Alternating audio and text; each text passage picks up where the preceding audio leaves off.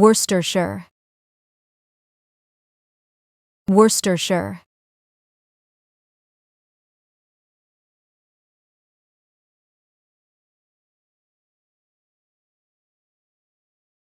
Worcestershire.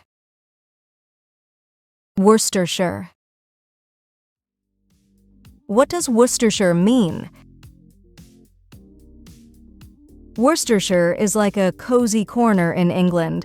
It's a county, which means it's like a big area with towns and villages. The name might sound fancy, but it just means a place where people live by a twisty river.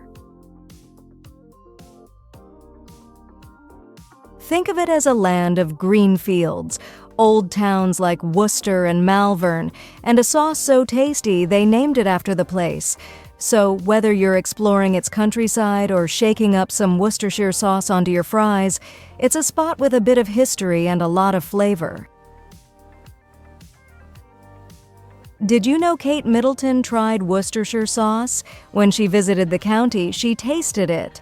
Fun fact, Worcestershire sauce has been made in Worcestershire since the 19th century, and it's famous for its unique flavor that adds a special kick to dishes around the world.